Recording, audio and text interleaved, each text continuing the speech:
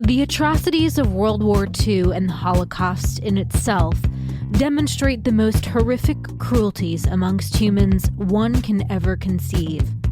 The millions of lives tortured, starved, and who ultimately perished at the hands of Nazis will forever be a stain on human history. Some of the most infamous names of evil ultimately responsible are Hitler, Mengele, Hess, Himmler, and Goebbels, just to name a few. However, not all of these evil monsters were male or even members of the SS. Ilse Koch may be the most depraved woman to ever walk the earth, gaining the title of the Bitch of Buchenwald. And after this story, you'll never look at a tattoo or lampshade the same again.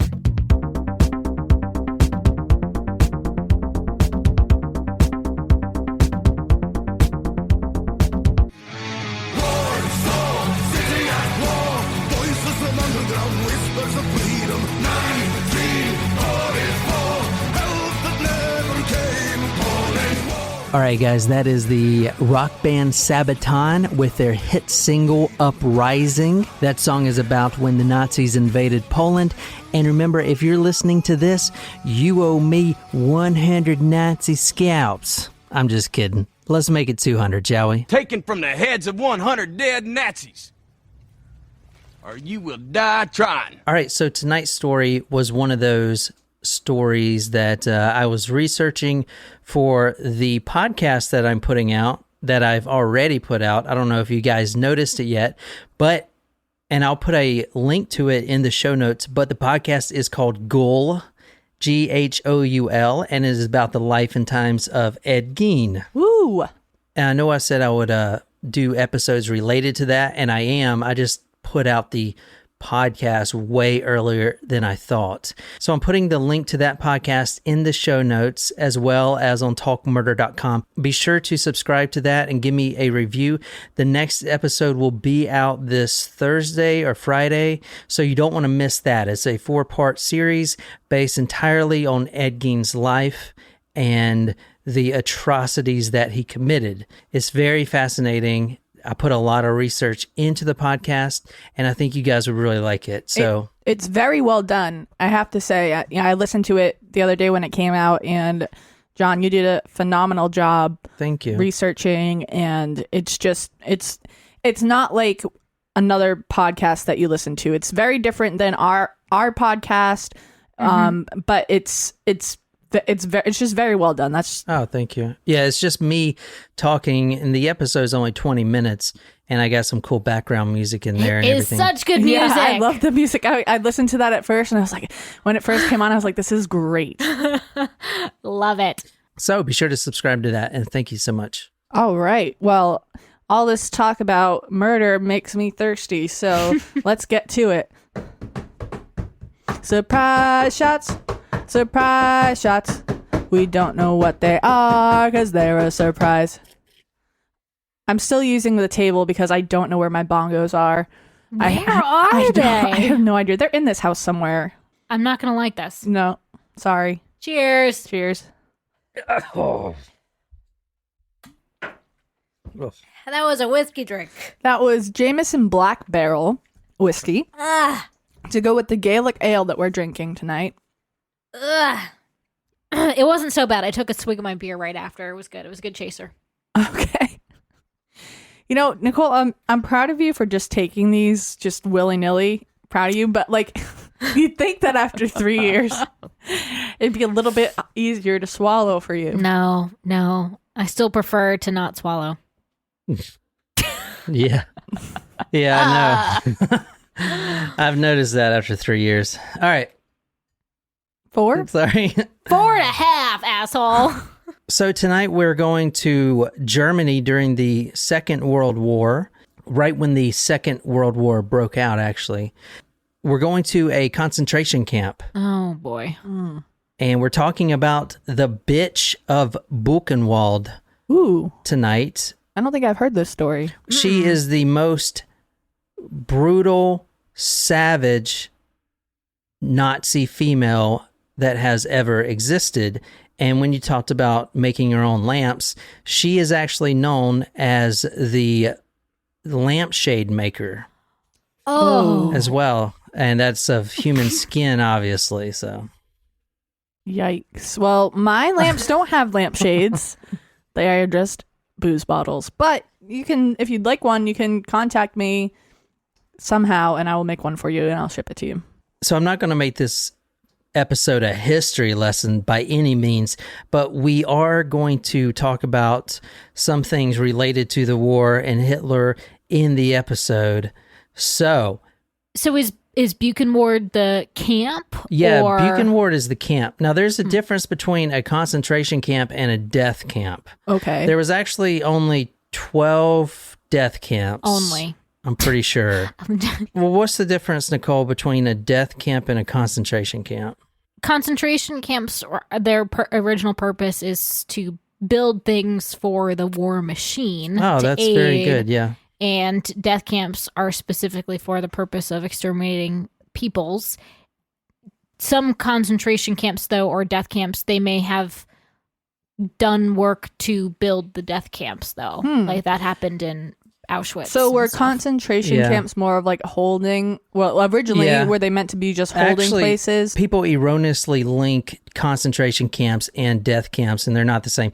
I misspoke earlier. It's 6 true death camps, including Auschwitz, Birkenau, yeah. Auschwitz-Birkenau, which is 1. Auschwitz 1, Auschwitz 2, which is Auschwitz-Birkenau.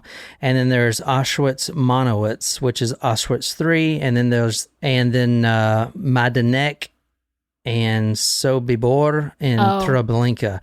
Now, I don't know. Well, Sobibor and Treblinka came up in that Devil Next Door. So the Holocaust Museum claims there may be upwards of 20,000 camps in total, but there were only 6 true death camps.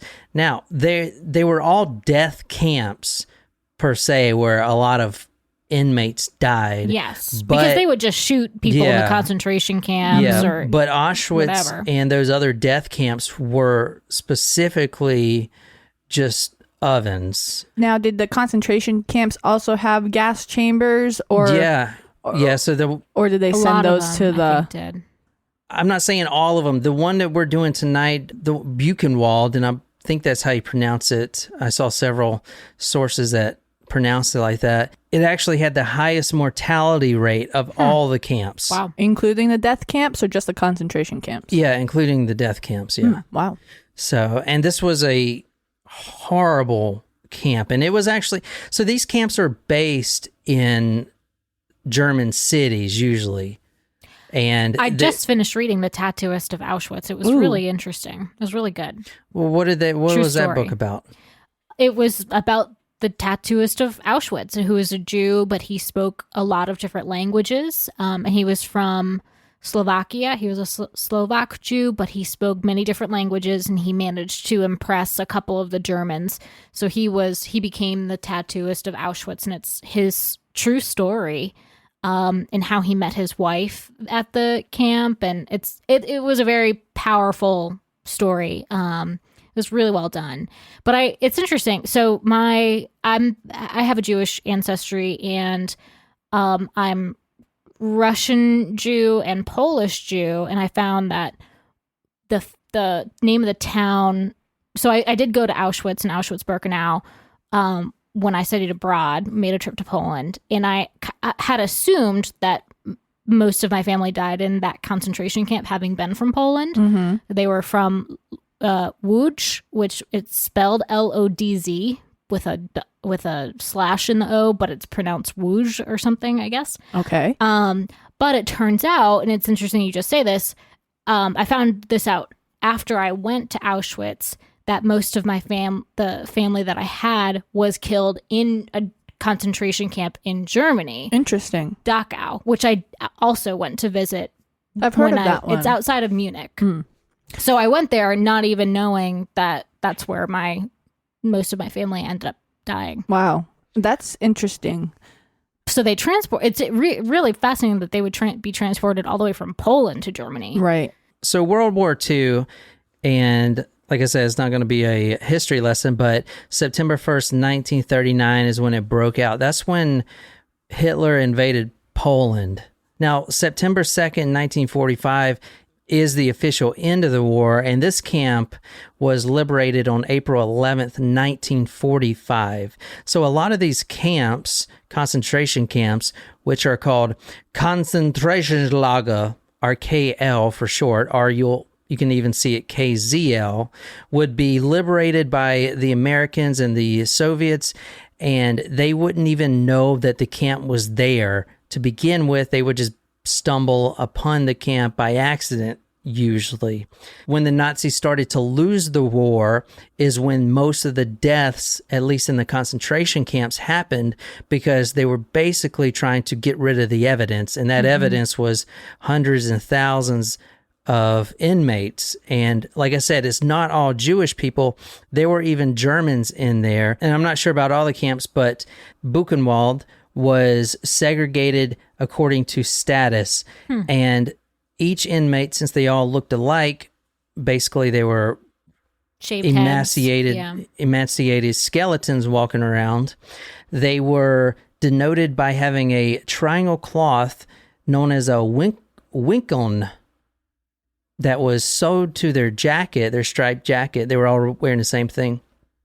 So if you saw a red triangle on someone's shoulder, it meant he was a political prisoner, a communist or a socialist. A green triangle meant a thief or a murderer.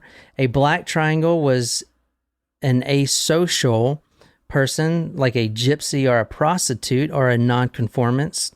Nonconformist. Do you want to guess what the pink triangle was? The pink triangle was the homosexuals. The purple triangle was Jehovah's Witnesses, which they freaking hated.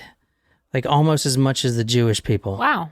Really? Even though Jehovah's Witnesses are Christian? Yeah, they hated Jehovah's Witnesses. And I believe, and I'm not 100% on the history here, but I do know that Jehovah's Witnesses were pacifist. And that was one of the reasons, because they didn't want to join the war effort. That Now, makes sense, the Jews had a yellow triangle that pointed up and one pointed down. The Star of David. Yeah, so it's like the Star of David. They could also wear a yellow triangle combined with another. So, for instance, if they were a Jewish thief or a Jewish murderer, they would have a yellow triangle and a green triangle. So, and the Jewish people, especially in this camp, were of the lowest status of the camp. They also had letters on their uniforms for their country. So, for instance, if it was a N, it would be from Netherlands. And if they had a P, it'd be from Poland. So this camp was liberated on April 11th, 1945 by Captain Frederick Keffer. He was an intelligence officer from Combat Team 9th, 6th Armored Division. Now, he didn't actually see that there was a camp at the time, and it's interesting because American soldiers, they had no idea about these concentration camps. It was a rumor that was going around, and Life magazine had actually tried to expose the concentration camps and stuff like that, but it was all just rumor, and they definitely wasn't expecting to see the things they saw. For instance, this is on the first day of liberation. This is just one of the wagons. If you want to describe that. Ooh, it is just a wagon of corpses. So a wagon of corpses. So the camp itself was actually under a revolution at the time. There was an underground committee taking place, and the inmates were actually in the middle of an uprising, and they had actually ran off all the guards. And the camp was actually run by the two people we're talking about tonight, Karl Koch, which is Koch. I've also heard it pronounced like Coke, like the Coke you drink, and then or the Koch brothers. Coke, yeah. That's how you spell it too. Well, yeah, I think it's Coke like that. But I've seen it pronounced both ways. And his wife and the sexual sadist Ilse Koch. And she is the Bitch of Buchenwald. Together, they make the Beast of Buchenwald. Ooh. Quite the couple name. So when the Americans liberated Buchenwald, they found bodies in wagons, stacked in wagons. They found bodies in the crematorium.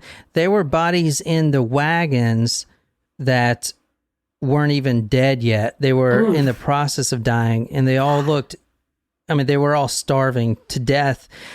And it's actually really crazy because a lot of the inmates that were liberated died after liberation because their stomachs couldn't accept food anymore. So when they got the food handed out to them, it killed them. Jesus. And once they figured that out, they started basically giving the corpses, the walking corpses that were still alive, basically like water with nutrients in them, because even chicken soup broth would be too rich for their stomach linings, and that could kill them. So they had to be really careful to get these guys back to a level. And if you go to Google and just type in concentration camp or Buchenwald, you'll see literally skeletons. They look like skeletons. See, that's I can't even imagine what that would be like, where you're beyond a point of being able to accept even chicken broth, where like you're so emaciated and what's the word I'm looking for? I can't think of the word, but you don't have enough strength to get the nutrients that you need. The Americans also noticed the distinct and overpowering smell of urine, feces, and death. There were thousands of dead corpses all like littered on the ground. And the author of the book that we're reading tonight, which is called The Beast of Buchenwald, his name is Flint Whitlock. It's a really great book. It's one in a series that he's written about Buchenwald, and he is a World War II documenter. He relates Buchenwald to, quote, Dante's Inferno without the compassion. Ooh. Wow, yeah. So the camp was run by Karl Otto Koch and his wife Elsie from 1937 to 1941. And as I said, it had the highest mortality rate. To be a prisoner in this camp, you were to be dehumanized, and they did that by giving you a number, and they had photographed you when you arrived in the camp, and you were then just known as a number, kind of like the military almost, at least when I was in there. The prisoners were beaten with fists, sticks, clubs, dog leashes, riding crops, which is like horse riding, whips, rubber hoses, ox tail whips, leather belts, rifle butts, shovels, spade handles, rocks, and whatever else was handy. Among all the sadists at Buchenwald, and there were countless numbers, no one could approach Summer in terms of cruelty. His office in the bunker, the, quote, prison within a prison, contained a secret compartment in the floor beneath his desk, in which he kept various instruments of torture that would have seemed appropriate during the Spanish Inquisition, along with instruments of death, needles he used to inject air and carbolic acid into the veins of his victims. It's interesting that he would do air injections, which is untraceable when clearly no one's investigating these murders anyway. So the Nazis apparently, if you're a Nazi sergeant or whatever in the death camps, you just can't do these human experiments on anyone. You had to actually get it approved by the higher ups. Oh, so they had some sort of standard. If you're a Nazi and you wanted to do a human experiment, it had to benefit the Nazis in some way. Like, for instance, prove that they're the master race and shit like that. So that's why you would do it. So they would have to get it approved by Himmler, is like the one that was in charge of all that shit. Heinrich Himmler. So you'd have to get it approved by him to do all these experiments. So guys like this is Martin Sommer. He's 23 years old. He was the chief jailer. He was just a sexual sadist, just like the rest of them. Some of the inmates confessed that he would squeeze a man's head in a special vice that he constructed until the skull would crack. Oh, God. He would also starve the prisoners to death while dangling food right above their heads until they died. Oh, man. This is from the book we're reading. One day, Sommer entered a cell in the bunker and had 7 terrified Jews using nothing more than a metal bucket. He beat 2 of them to death. He then proceeded to tear a piece of metal piping from the radiator and killed the other 5 with it. He also hated priests. A lot of the Nazis hated priests for some reason. And they did some special things to them. Like Sommer crucified these 2 elderly priests upside down. Jeez. All right, but we're not talking about him. We're talking about Carl and his lovely wife. And this is them right there, if you want to describe them. They're an older couple. He's 10 years her senior. Oh. Well, she has not aged well. So he actually came from another concentration camp, Sachsenhausen. And they sent him to Buchenwald because they were building Buchenwald at the time. So he oversaw the construction of it. And Buchenwald actually translates to the Beech Forest Concentration Camp. Beech, as in Beech, is the type of tree that was all around there. So that's what Konzentrationslager Buchenwald means. Beech Forest Concentration Camp. And the book says, arguably, except for Auschwitz, no other word resurrects more memories of inhuman brutality in the 20th century than does Buchenwald. In short order, Buchenwald would become the epitome of the brutal Nazi state. It's crazy. I don't think I've heard of this concentration camp before. So if this is your first episode, I put all my sources, videos, and photos on talkmurder.com. So go there and click the blog post. Be sure to write me a comment, and you can follow along with us tonight. So Karl Otto Koch, born in Darmstadt, August 2nd, 1897. He was one of 2 sons of a bureaucrat. His father died when he was 6, and he had to join another family after his mother remarried of 6 other stepsons. Now, not much is known about him or his wife other than these few facts, but him and his future wife, Ilse, they came from the bottom, poor. They came from no money at all, poverty, which is one of the reasons they will be arrested by the SS in the story from stealing funds from the SS and illegally reallocating different funds and monies and stuff like that should have went to the SS. The SS actually arrested both husband and wife after they came under scrutiny for misappropriating funds that were to build the camp and stuff like that. You would think after that they would be, thrown in jail for that themselves. Well, Karl Koch got executed for that reason alone. Oh, wow. Yeah, so this... And we're not going to get into it, but this nobility, it was like the first guy from nobility, German nobility that joined the Nazis. He found out that Karl and his wife were stealing all this money, and they would have different schemes, but one of them was they would come to the Jewish inmates and say, hey, you need to write home to your family and get them to send you all the money they have, or, I won't kill you and torture you and stuff like that. And then once they did, they just killed them anyway.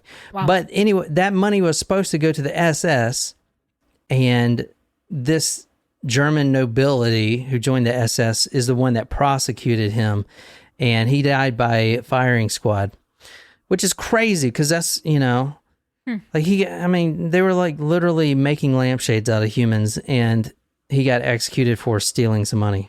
Wow. He was a mediocre student. He had no ambition. He left school at 14. He started working in a booking department until he joined the war effort, and he was wounded as an infantryman in France. This is the First World War. He earned the Iron Cross second class. He was actually captured by the British on October 20th, 1918, and he was a prisoner of war until October 11th, 1919. He got out. He held menial jobs, including an insurance salesman, until he finally joined the Nazi Party on March 1st, 1931. Because when you join, they give you a number. His number was 475,586. He then joined the SS, which the main requirement for the SS is what? You going to take a guess?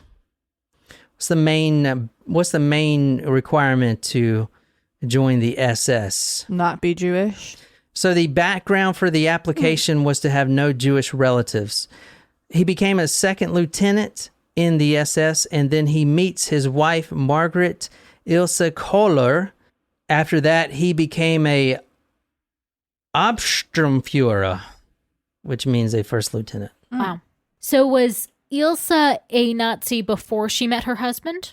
Or did it just kind of come with the marriage type deal? Yeah, that's a good question. So Ilse, for a period of 2 years, was dating nothing but SS officers. She has a type. Mm-hmm. Yeah, she's the worst, man. She's the worst. But like, she actually, I think, is the worst. She might be the worst female we've talked about so far. And you know what's kind of funny? So whenever I think of Elsa, obviously most people probably think of Frozen. Is it Elsa? It's how do you spell her? E-L. Because it does sound like Elsa, not to be confused with the queen from Frozen. Correct. But whenever I hear the name Elsa, the first name that I think of is in Indiana Jones: The Last Crusade, my favorite Indiana Jones movie. The female who is a Nazi, her name is Elsa. Isn't one of the aunts in Sabrina the Teenage Witch, isn't her name Elsa? I can't think of their names right now. It's an H name, like Hilda and Zelda. Yes. That's what it is, not Elsa. Womp womp. Elsa Zelda. Tomato. For 2 years, from 1931 to 1933, Koch toiled within Kassel's auxiliary SS police force, unsure of what the future held for him, the Nazi Party and Germany. But he liked the sense that he was a part of something growing, something powerful, and he enjoyed the visible expression of that power.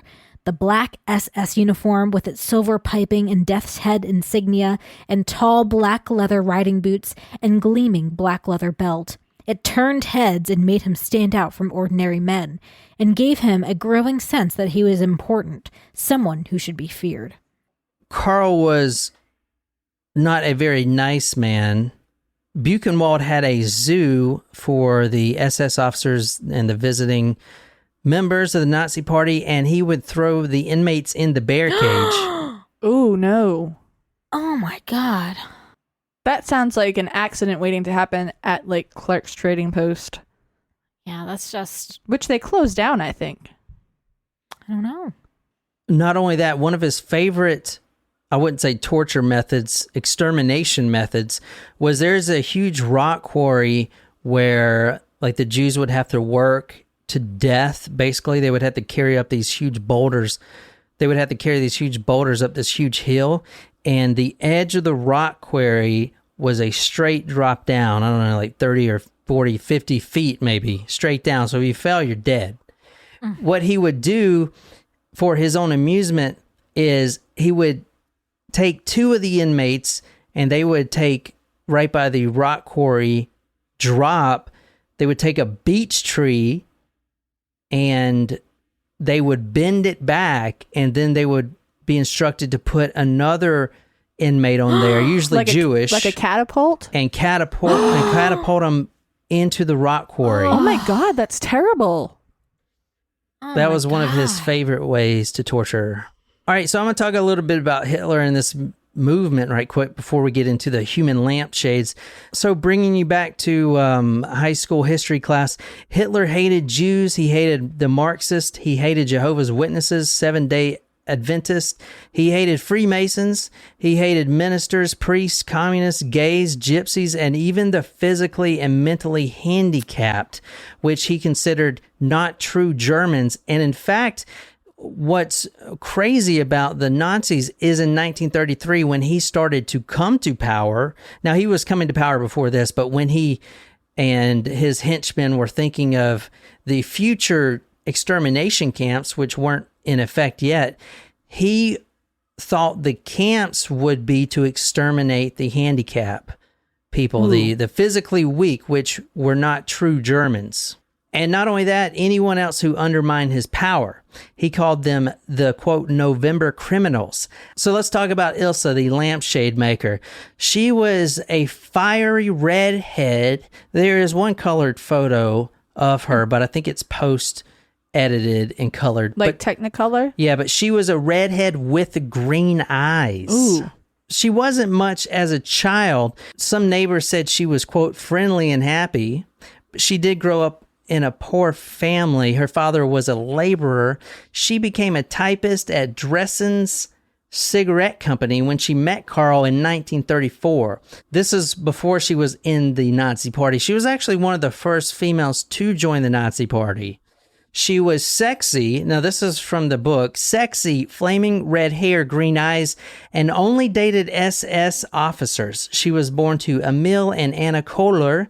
And Kohler is the O with the 2 dots above it. Mm-hmm. On September 22nd, 1906, she was a stenographer and secretary until she joined the Nazi Party. She was Nazi member 1,130,863. She joined in 1932. Wow.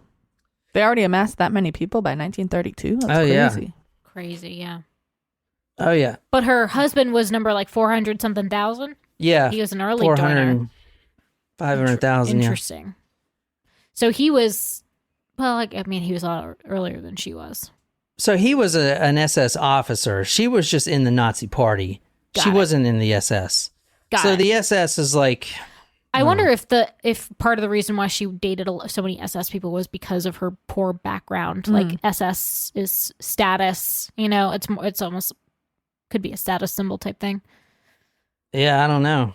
I mean, maybe she just liked the uniforms. Yeah, I mean, I would imagine there's a lot of perks for being an SS officer. A lot of things that you wouldn't have to do if you weren't in the SS. Yeah, a lot of the things I've learned from researching Hitler stuff is most of the SS officers were just doing things to get in Hitler's good side, Like they were just trying to suck up to this guy. Yeah. Yeah. And even with this story, it's like they were trying to one-up each other with how cruel they can be to impress him. Torture these people. It's just insane. All right, so Ilse, this is a quote from a book, The Justice at Dachau. Ilse earned the nickname Bitch of Buchenwald for her cruelty, wanton behavior, quixotic anger, and indifference to suffering.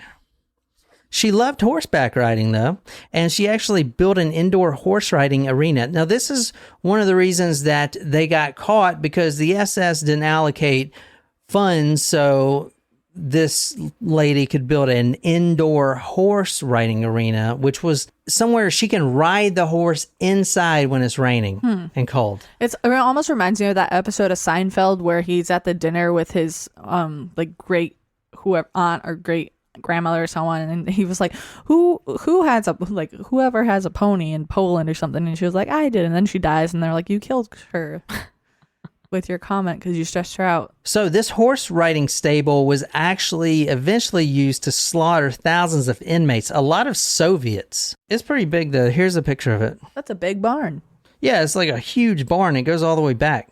Now, here's the thing about this. They lived in luxury in the Villa Koch, which is like the mansion, literally a mansion that she made her husband get built. So about the trial of Ilse and the other, what they call the 31, because there were 31 SS guards and staff members at Buchenwald who got tried together. Part of the prosecution's job, especially with Ilse, was to prove that she had a direct influence on the everyday goings-on in the camp. So she is the one who wore the pants in the relationship. And there was a lot of testimony that said that she was the one that demanded a mansion being built and all this stuff. Now think about it. There's thousands and thousands of inmates that are starving to death, like corpses walking. And they're up there, they have a cellar with thousands of bottles of the finest wine. They eat the finest food. They have the finest furniture. It's like Hitler. You watch all those Hitler documentaries where everything is just the best he can buy. Well, a lot of it is not even things that they bought. They just took it from Jews. Yeah, exactly. And a lot of this stuff was taken from Jews. For instance, a lot of the gold that they had, that the Americans found, a lot of the gold wasn't gold bars, they were gold teeth. Yep. Ooh. And they took the gold teeth before they threw them in the oven. Oh, dear. One thing about Ilse is the first time she went down to the wire and in the camp, she saw the guards torturing all these inmates, killing them and stuff like that. And there were multiple survivors that testified to this. Like the first time she was just looking with curiosity, and you could tell she kind of liked it, but she was just staring at these inmates getting tortured and beaten all day long. Then she figured out if she dresses provocative, sexy, and in times she would go out sunbathing right beyond the wire, like in her panties. And she noticed, especially when she was walking the fence and looking really sexy with like short skirt and lipstick and all this stuff, that the male guards would actually increase the level of torturing that they were doing to the inmates at the time. So They wanted to impress her. they wanted to impress her. So the beatings became more savage when she was there, which is like some psychology shit. That's So she fucking clearly crazy. did it on purpose. Oh yeah, she is the worst person ever. Yeah. Yeah, she's up there. Yeah, I'd say. Is this the only female that we've covered that you don't have any sympathy for? Well, he didn't say he doesn't have any sympathy for her. I don't know. I'm not hearing any sort of Team John option in Well, this. she can go to hell. Yeah, there we go. Yeah, okay. In fact, that's where she's probably at right now. Don't worry, she got what's coming to her. That's the one. Oh my god, this story is gonna fucking amaze you guys at the end. I kind of just want to talk about it now, but I'm just gonna say these concentration camps aren't built in woods secluded by hundreds of miles from civilization. They're built in towns. They're built in old breweries. They're built in old factories. They're old buildings not in use that are reallocated to be concentration camps, which means that the city, for instance, the city of Weimar, which housed the Buchenwald camp, they're regular citizens going about their day. And all this is going on next door. Yeah, so That's kind of like... and I'll go ahead and talk about this now because it's fucking so interesting. I'll let you guys read a little from this book. But when you guys know who General Patton is, right? Yes. So when Patton visited Buchenwald, he enforced mandatory these German citizens that lived in Weimar to go view what had happened in Buchenwald. What? He made them. Wow. You don't because fuck with Patton, dude. Were they kind of living in a state of ignorance? Not only that, but for instance, the crematorium. For the first 2 years, when they were burning Jews, they didn't have their own crematorium in the concentration camp. Of course, they got one because when you have to, burn 1,000 bodies a day, you can't just be using the municipalities. They were using the city's crematorium oven to burn their Jews and stuff. And not only that, but these town folk would see all these walking corpses walk the wire all day long, and then when Patton gets there and makes them go view all this stuff, they just act like they didn't know anything about it. So this is what Patton said. Now, this is from the book. He, quote, told the mayor that he wanted every citizen up the next morning, ready to march through Buchenwald so as to see what the German people were responsible for. Wow. The engineers were not to bury the dead until after the grand tour by the German townspeople. Wow. And then one of the tour guides he was like an American translator that knew German. He brought the Germans back down because they looked very indifferent. They weren't breaking down crying. Oh my God, I'm so embarrassed about my people. One of them was laughing. So he made him go walk the tour again.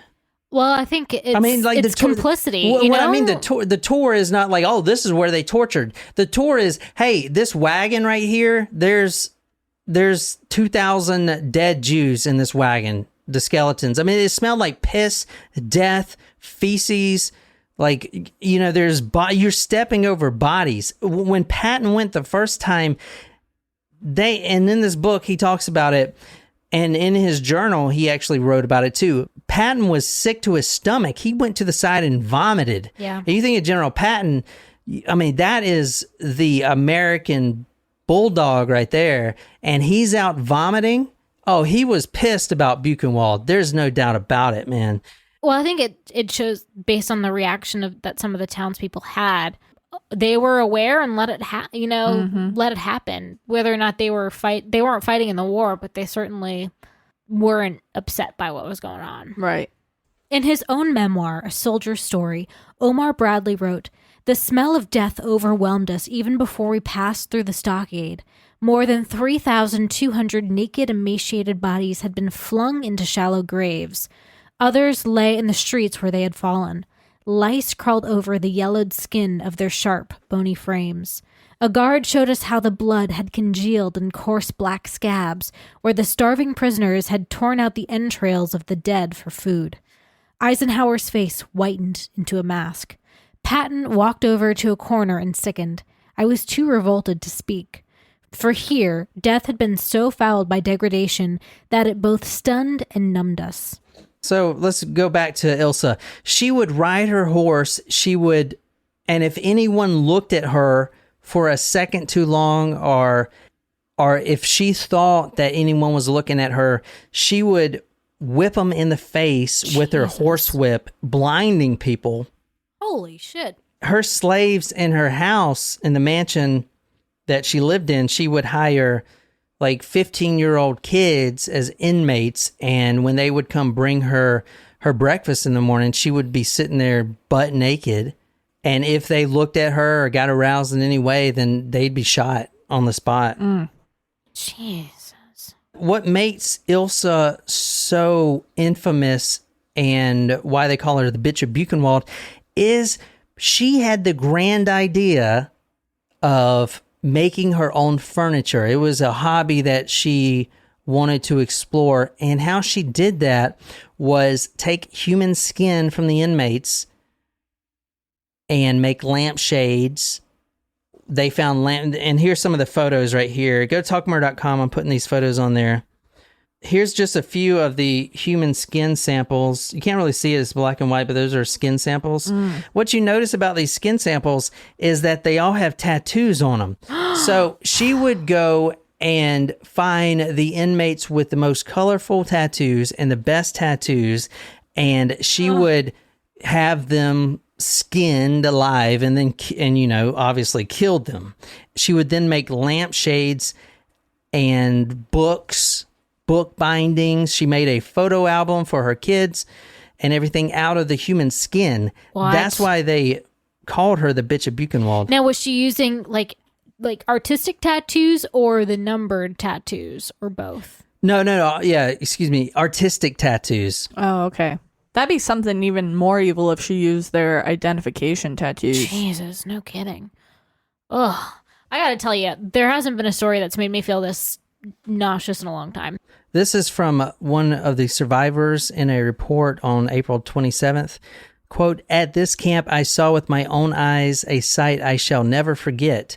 Several pieces of human skin were shown me upon which were pornographic tattoos exactly the size to fit on the sides of a nearby lampshade frame from which they had removed from the photograph.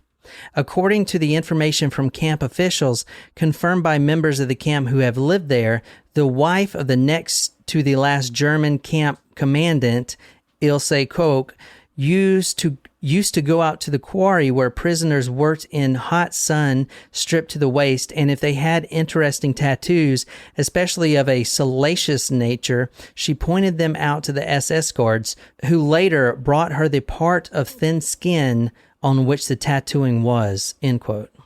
God. Now, the number of deaths from the National Holocaust Memorial Museum, the number of deaths at Buchenwald are at least 56,000. Here's one of those tattooed skins right here. You can see, go to talkmore.com, I'm putting this on there, but you can see the tattoo. Ooh. It's got the woman. Yeah. So this would be on a lampshade.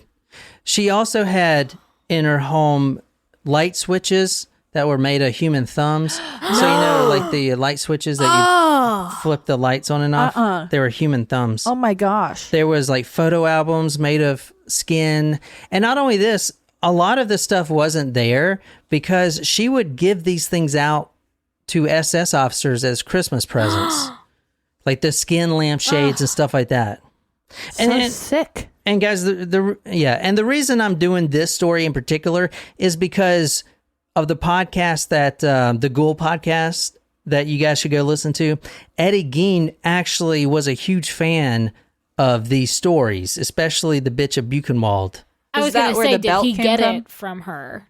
I've never seen anywhere that said, yes, he got the idea from this, but he would read these Nazi crime stories because back in the 50s, they were huge, right? Obviously, but these like true detective magazines, they were filled with Nazi atrocities. And I do know for a fact that he had books on Ilse Koch and the Bitch of Buchenwald, making lampshades out of humans and stuff like that. I think it's a safe deduction that he gained some exactly. So, and then inspiration. In episode 2 of that podcast, I'm going to be talking about that. That's why I wanted to do this podcast here to kind of get more into Ed Gein's mind and see why he, did some of the things he did. Now, do we know if she? I'm assuming the people were dead before she took their skin off. Is that a safe assumption? I don't know. I mean, because at this camp, they were also doing like typhoid injections and all kinds of shit. You're asking if a Nazi, any Nazi, is going to have the decency to kill a human before they take their tattoo skin? I mean, I doubt it. Yeah. They'd probably skin them alive right there. One of the pictures reproduced in this report shows the head of an American Indian tattooed on the arm of a prisoner. It is obvious from the photograph that the man was alive at the time. Yet this same Indian head appeared in the collection of the pathology department, and it's a fortunate accident that this piece of skin was not tanned, in which case the records would usually not show exactly when the process was performed, but prepared in a conserving solution, in which case, both the date of the first treatment and the day of completion are recorded. It happened frequently that SS officers came to the pathology department and demanded tattooed skin preparations for a book cover or a knife sheathing and other objects as souvenirs. They would frequently reason that they wanted it because Koch and other SS officers had such souvenirs. They make it sound like it's a gift shop. Yeah. That's it disgusting. does basically what it was. That's I mean, gross. she would give it to all of the SS, I mean, she is just a fucking evil person, dude. I mean, they're all evil. Yeah. His story confirmed and completed what was told by the prisoners of the pathology department and by those who had seen the lampshade in the Koch house. When I came to the pathology department in 1942 to work, I still met some of the prisoners who had been compelled to tan the tattooed skins for use of this lampshade. A second lampshade had been ordered a little after the first had been made with such success by the Kochs by another SS officer. It was never finished, but its frame was still in the storeroom of the pathology department when I came there. So a lot of the trial was about the lampshades specifically. And so one of the things that is different about the American justice system and these war crimes is that hearsay evidence could be used to prosecute the Nazis. Not only that, but is not innocent until proven guilty. They start out as guilty and they alone have the burden to prove their own innocence. So, which is why a lot of them were executed, because they couldn't, because there's so many witnesses, because hearsay evidence is allowed, and so many survivors that are pointing the finger at them saying, you did this, you did this, you did this, and they're pretty much screwed. She thought she was going to get out scot-free. In fact, she did once before. The SS prosecuted her husband and her, and she just said, this guy's a thief, my husband. You know how Nazis are. She blamed it all on her husband? Yeah, the Nazis are all like that, Oh, Save herself. If I didn't do this, Hitler would kill me, like shit like that. So she blamed it all on him. He was shot in the head, executed with a firing squad by the SS. Then once the war ended, she was rounded up. She was living in an apartment with her sons. Like nothing had happened. Living in an apartment, just Nothing like to see on the here. third floor, not even working. She was using all the money that she had stolen from the Jews and, all that other stuff to live on. Anyway, she was rounded up, and in the trial it was the same thing. Oh, I'm just the housewife, the pregnant housewife, that was trying to raise my kids. I had no idea. And then you get all the survivors that say, you did this, you did this, you did this. And obviously she was thrown in prison. So was the lampshade kind of ultimately her downfall? Because that was something that she had done? There was no evidence of a lampshade. They were probably destroyed, because they knew that the war was coming to an end. That's the first thing they're going to do. That's why they tried to kill all the inmates right before they were liberated. But they did find the tan skin ready to be produced as book covers or whatever, and they used at least 3 samples in the court to try her, in the tribunal to try her, of the skins with the tattoo. The one I just showed you was one of them. Yeah, but they didn't actually find a lampshade or anything because that evidence was destroyed. But with the hearsay evidence and all the the 2 slave boys that worked for her, they saw the lampshades. All the other survivors, they saw stuff like that too. A lot of the testimony is about certain inmates that had like a full canvas on their skin, and then the next day they were never seen again, type of thing. So she was convicted this time around. Yeah, she was convicted, and she spent her life in prison behind bars, and she actually kills herself. The book goes on to say, another guard was called to assist, and together with some effort, they managed to get her room door open, only to discover that the prisoner, 3 weeks short of her 61st birthday, had fashioned a noose from her bedsheet during the night and had hung herself from the door latch. She gave her son a note. Her son was like 18 at the time, and he didn't know who his mom was, and then he started visiting her. And the note said, and it's in German, which I can't read, but it translates to, I cannot do otherwise. Death is for me a liberation. She actually did confess to all this stuff after she was already she was trying to save her own ass, obviously. But before the Christmas of 1950, she had a psychological breakdown. She was screaming, quote, I am guilty. I am a sinner, over and over and over. And she was smashing the furniture in her cell and everything else. She went into hysteria. Wow. So good. Like here's one of the shrunken heads they found.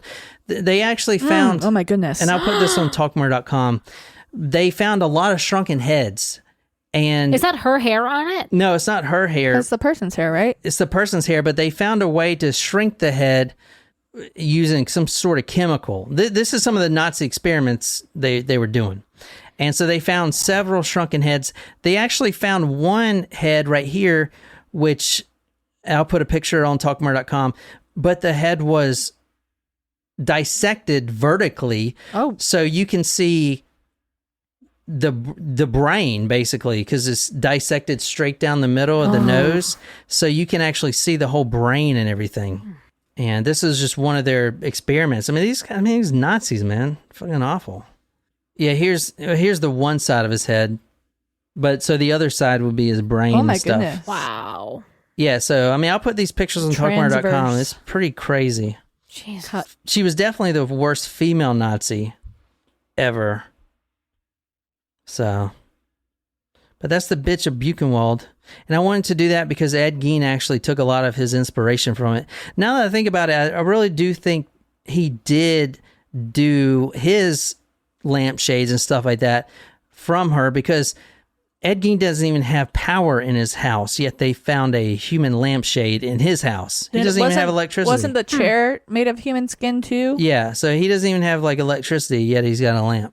Interesting. That's the Bitch of Buchenwald.